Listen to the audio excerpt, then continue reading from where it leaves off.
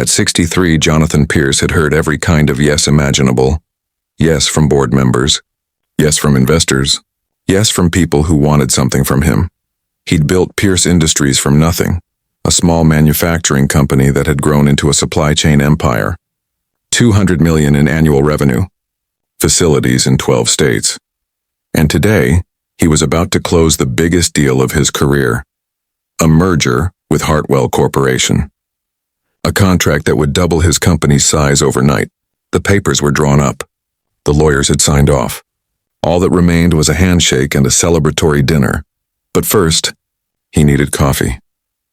Jonathan pulled into the gas station off Highway 9, halfway between his office and the Hartwell meeting location. A small place, the kind that still had a bell over the door. He needed to clear his head. Go over the numbers one more time. Make sure everything was perfect. Inside, the place was quiet, clean.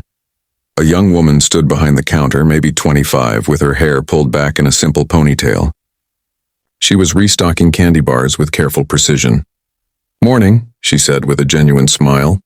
"What can I get you?" "Large coffee, black, and I'll take one of those muffins." He pointed to the display case. "Good choice. The blueberry ones are fresh this morning." She rang him up. "That'll be $4.75. Jonathan pulled out a 20 and set it on the counter. Then casually he placed a $5 bill partially underneath it, so only a corner was visible. It was an old habit, a test he'd been running for 30 years. He'd learned it from his father. You can tell everything you need to know about a person by how they handle money that isn't theirs. Most cashiers made the mistake. They saw the 20, gave change for 20, never noticing the 5 hidden beneath it. When Jonathan pointed it out, they usually got flustered, apologized, some got defensive. He never caused a scene. Just took his correct change and filed away the information. Character, his father always said, shows up in the smallest moments. The young woman picked up the 20, processed it through the register, and counted out his change, $15.25. Then she paused. She looked at the counter, at the partially hidden 5, and then she looked directly at Jonathan with clear, steady eyes. "That's the wrong trick," she said quietly. Jonathan blinked. "Excuse me?" "The money trick. That's not how it works." She picked up the $5 bill and set it in front of him. "You're testing to see if I'll give you change for $25 when you only gave me 20. But you set it up wrong." She spoke without accusation, just matter of fact. "If you really wanted to test my honesty, you'd have to make me think I owed you more. Not wait to see if I'd steal from you." She paused. "This version just tests whether I'm paying attention." Jonathan stared at her. In 30 years, no one had ever called him out. "And for what it's worth," she continued, her voice still gentle, "I don't need to pass your test. I know who I am. I'm honest because that's how my grandmother raised me, not because someone might be watching." She held out his correct change, $15.25, and waited. Jonathan took it slowly. "What's your name?" "Claire. Claire Donovan." "How long have you worked here, Claire?" 3 months. "I'm saving for college." "Engineering degree," she smiled. "Well, trying to save. Turns out cashier wages don't go very far." "Why engineering?" "Because I like figuring out how things work, how to make them better." She gestured around the small gas station, like this place. "The refrigeration system is inefficient. The layout makes customers walk too far for common items. The scheduling software is outdated. Small fixes could improve everything." Jonathan felt something shift in his chest. Recognition. "You've thought about this a lot." "I think about everything a lot. My mom says I can't turn my brain off." Claire shrugged. "But anyway, your coffee's getting cold.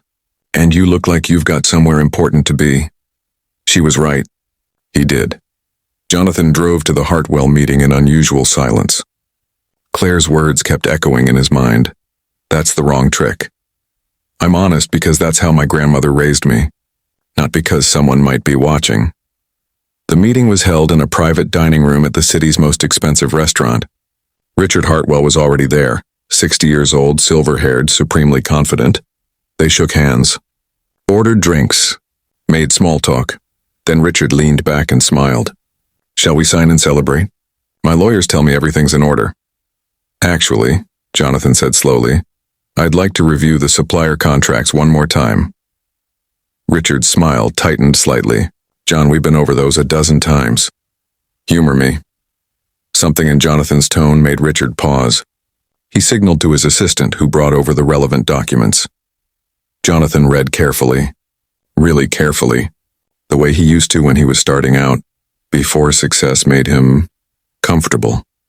And there it was, buried in the supplier agreements, Clause 7, subsection D.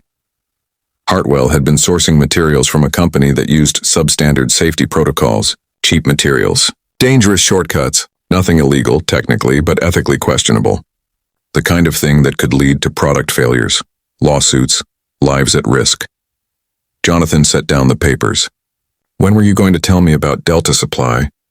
Richard's face went carefully neutral. Delta's one of many suppliers, not material to the deal. They supply 40% of your raw materials, and their safety record is abysmal.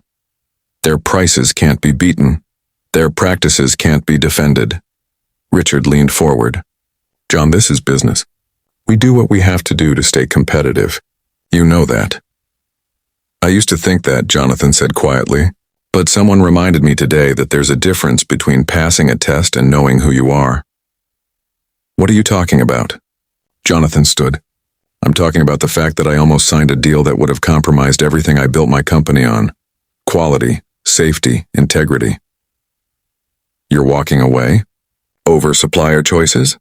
I'm walking away because I realized I've been running the wrong test for 30 years. Testing whether other people would steal from me, while not asking whether I was stealing from myself. My values, my standards. Richard's face darkened. You'll regret this. Maybe, Jonathan said. But I'll regret it, honestly. He drove back to the gas station. It was afternoon now. Claire was still behind the counter helping a customer. When she saw him, surprise flickered across her face. Jonathan waited until the customer left. Then he approached the counter. Your coffee can't be that good, Claire said with a small smile. It's not. I came back to offer you a job. She blinked. What? I need someone in my operations department. Someone who pays attention, who thinks about efficiency and improvement, who knows the difference between passing a test and being a person of character. He paused. Starting salary is $50,000, full benefits, and we'll cover your engineering degree, night classes if you want to keep working days. Claire stared at him. I called you out on your trick. Why would you? Because you reminded me of something I'd forgotten. That character isn't something you test for. It's something you recognize, and then you hold on to it. Her eyes filled with tears. I don't know what to say. Say you'll think about it. Here's my card. Real card this time. Not a test. That evening, Jonathan sat in his home office and drafted a new company policy. All suppliers had to meet strict safety and ethical standards. No exceptions. Even if it cost more.